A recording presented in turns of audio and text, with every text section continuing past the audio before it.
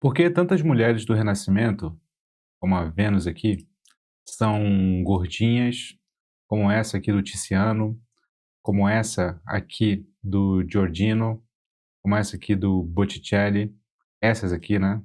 Por exemplo, esse detalhe. Por que que tantas mulheres do Renascimento são retratadas com essas barriguinhas? É isso que nós vamos falar na aula aberta de hoje. Meu nome é Vitor Lima, eu sou seu professor de filosofia de hoje e de sempre, e isto aqui não é filosofia.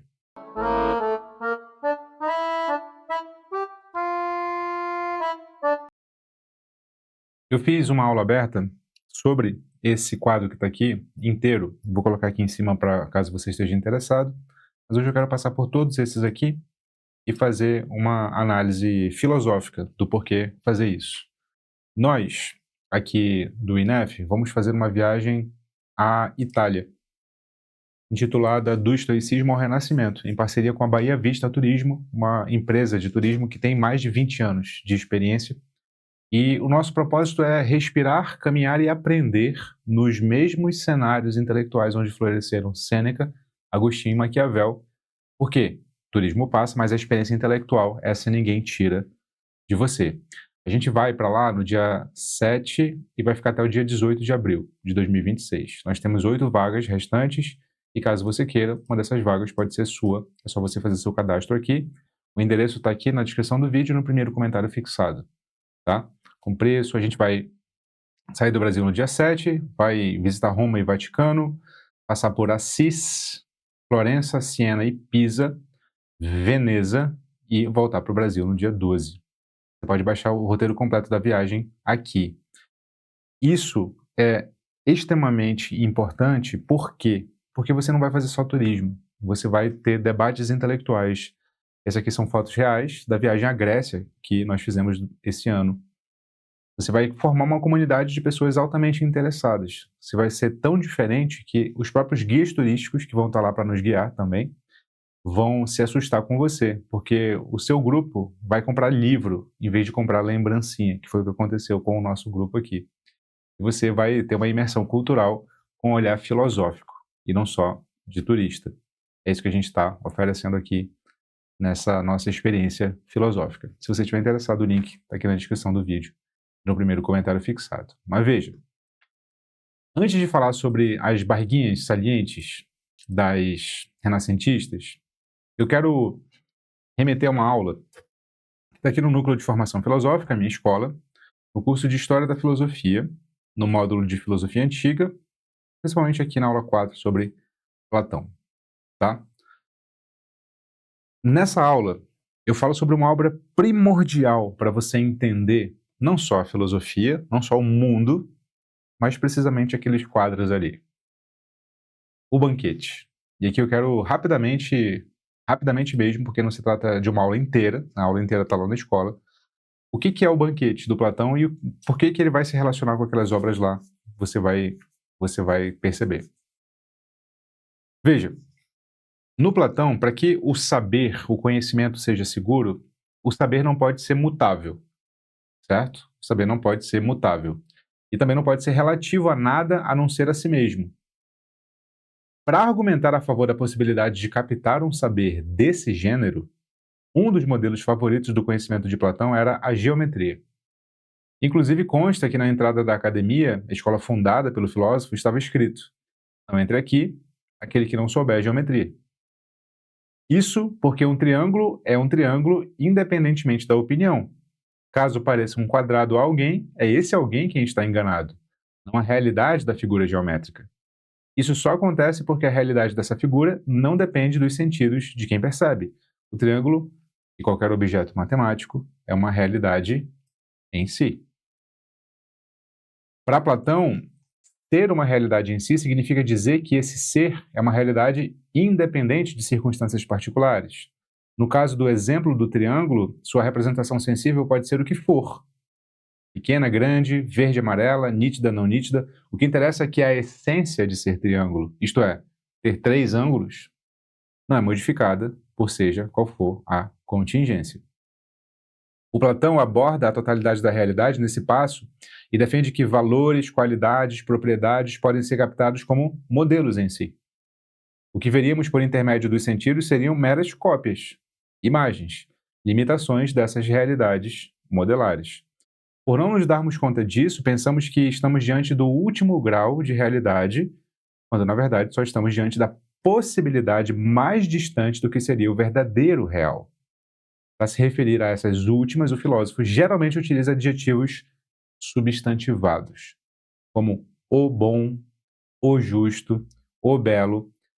Sobre esse último modelo, o trajeto até ser alcançado, Platão descreve O Banquete, que é uma obra sobre o belo.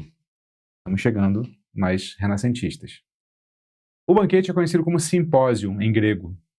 É um diálogo platônico composto por uma série de discursos sobre a natureza do amor, Eros. Vários desses discursos falam sobre Eros, certo? Mas o que mais importa é o discurso do Sócrates, certo? Bom, vamos a ele. Vamos a ele. O Sócrates começa a falar que o amor, por definição, é uma busca do belo nos corpos. É uma busca pelo belo nos corpos. Isso que é o amor. Nós nos aproximamos de outros corpos quando estamos enamorados, porque nós não queremos os corpos. Nós queremos o belo. Nós queremos o belo. E aí o Sócrates oferece uma espécie de alegoria, conjunto de metáforas, para descrever como é que é essa nossa trajetória rumo ao belo. Então veja, as formas não são sensíveis, as formas são essências. Se fossem sensíveis, seriam mutáveis, correto? As formas são essências. Então como é que a gente identifica essas formas, já que elas não são sensíveis? Como é que a gente vê, sente, escuta, né? Então veja, Platão não é claro quanto a essa possibilidade em termos discursivos conceituais. Platão fala assim, olha, não é que ele apresenta um argumento de como chegar às essências. Todas as vezes que ele tenta explicar como acontece essa trajetória, ele faz uso de alegorias com o intuito de ilustrar como aconteceria esse processo e não o descrever em detalhes. Certo? E aí, uma das alegorias que ele utiliza é a escada de Diotima. Diotima de Mantineia é apresentada no discurso de Sócrates no simpósio como sendo a sua professora na arte do amor. Ela lhe ensinou que o amor é uma tentativa de buscar o belo na pessoa amada ou no objeto de desejo. Essa definição é da Diotima, segundo Sócrates. Essa característica, entretanto, faz com que o amante, aos poucos, entenda que precisa ir muito além do simples amor a pessoas belas para alcançar a verdadeira beleza. É aí que ele propõe a imagem de uma escada. Nos primeiros degraus, o amor impele a buscar a beleza em corpos belos. Nos degraus posteriores, o amor impele a empreender a mesma busca na matemática e nas formas geométricas perfeitas. Ainda nesse rumo ascendente, o amor se volta para os conceitos belos, os belos sentimentos. Só após subir muitos patamares, os de cima cada vez menos dependentes da sensação em relação aos de baixo, que a alma estaria preparada para captar o belo em si. Mas o que seria o belo em si? Diotima não expressa, até porque expressá-lo significaria comunicá-lo em termos sensíveis, imagéticos. Porém, ao assim fazê-lo, a própria noção de visão intelectual estaria contaminada. A natureza das formas, então, é completamente inteligível e captá-la implica abandonar qualquer tentativa de descrevê-la de modo sensorial. Nota: o Platão fala da beleza como se fosse uma essência. Essa essência não é captada. A gente, no máximo, consegue subir uma escada e progressivamente abandonar os corpos e se aproximar dessa essência que não é captada exatamente pelos sentidos. Essa noção desse belo, inteligível e não sensível faz história e vai tentar ser representado no Renascimento. De que modo? Bom, isso vai variar, mas certamente do modo que nós havíamos visto. Assim, assim, assim e assim. Vamos tentar analisar filosoficamente, então?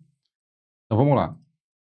Essa aqui, amigos meus, é o nome é Nascimento de Vênus, certo? O Nascimento de Vênus. Então, nessa obra, reparem só, reparem no tronco da Vênus, né? Tem um estômago tanto quanto suave, levemente arredondado, uma cintura não marcada, uma ausência total do famoso tanquinho. Isso não é falta de técnica. O Botticelli, que é o autor desse quadro, tinha precisão para figuras magérrimas, né? As figuras masculinas do Botticelli costumam ser magérrimas, inclusive essa figura que está aqui em cima, ó. Ela é magra, ela não é forte, ela é uma figura masculina, tá vendo? Mas a escolha aqui é filosófica. A Vênus renascentista não é uma mulher nua, é a ideia de beleza. É o amor, a Vênus é a deusa do amor, incorporando a ideia de belo. Lembra do banquete do Platão? É a ideia de beleza para o neoplatonismo, típico do renascentismo. É suave, é harmônico, não é agressivo, não é rígido, não é atlético.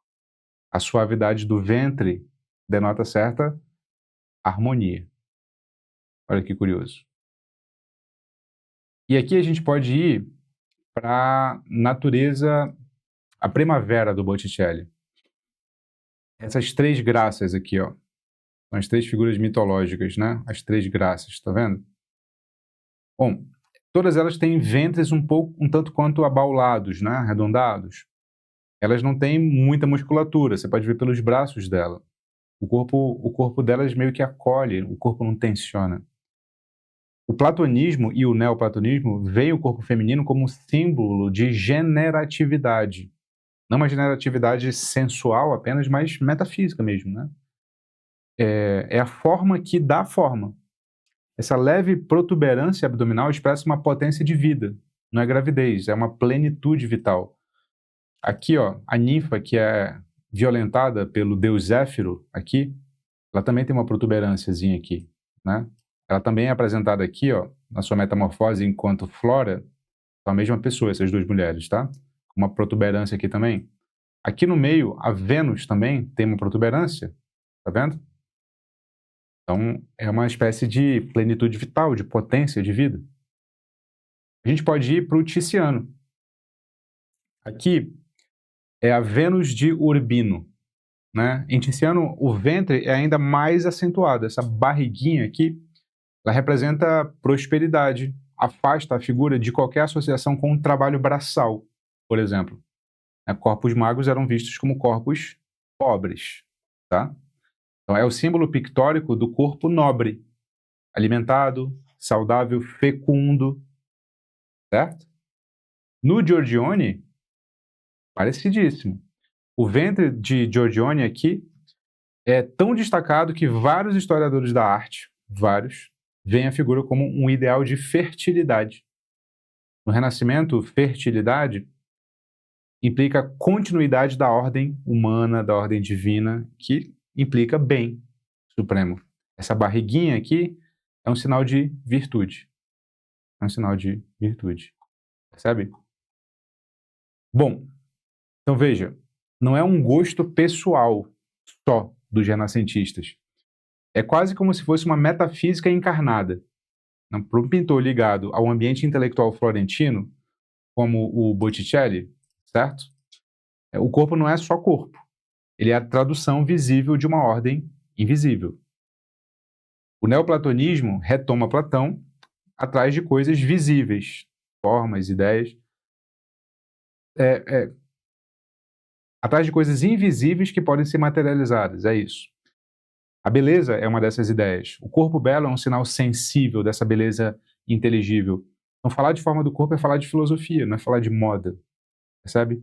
Então, quando um pintor escolhe um ventre mais suave, mais curvo, mais sem rigidez, ele não está só preferindo aquele corpo, ele está dizendo assim, olha, a beleza é assim, ó, ela é harmoniosa, ela é serena, ela é acolhedora, ela não é violenta, percebe?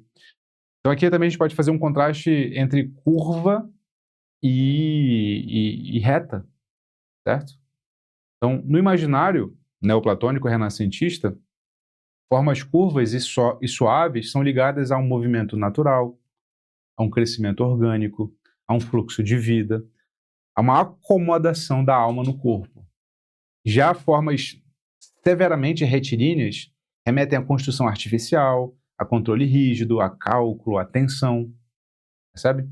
Então, o ventre levemente arredondado aqui sugere um corpo em equilíbrio com os seus processos internos, respiração, digestão, pulsação, maternidade, certo? Um abdômen esculpido, como uma pedra, sugeriria outra coisa, disciplina militar, uma espécie de ascetismo físico mesmo, né? Então, o erotismo aqui, ele também serve como uma via da beleza. Então, lembra da escada da Diotima? Nada mais representativo da escada de Diotima do que essa obra aqui, que é o belo, a Afrodite, e o amor ao mesmo tempo, né? E, como você já viu, eu analisando, essa obra aqui é uma espécie de escada de Diotima também. Tá aqui em cima, você pode ver, essa aula que eu fiz só sobre essa obra aqui. Entende? Então, assim, é a beleza como equilíbrio, não como extremo. Não se trata de uma obesidade caricata, não é uma magreza miserável, certo? É um meio termo, macio, abundante, mas ainda proporcional. E é por isso que as figuras renascentistas são feinhas, certo? Bom, se você quiser ver essas imagens comigo na Itália e com a Evelyn, considere fazer parte da nossa viagem filosófica que vai acontecer em abril de 2026. O link está aqui na descrição do vídeo e no primeiro comentário fixado. Basta colocar seus dados aqui que a gente entra em contato com você. Se você quiser saber mais, baixe o roteiro completo e analise a proposta. Não se esqueça, você é o que pensa e, como sempre, fique com Sócrates.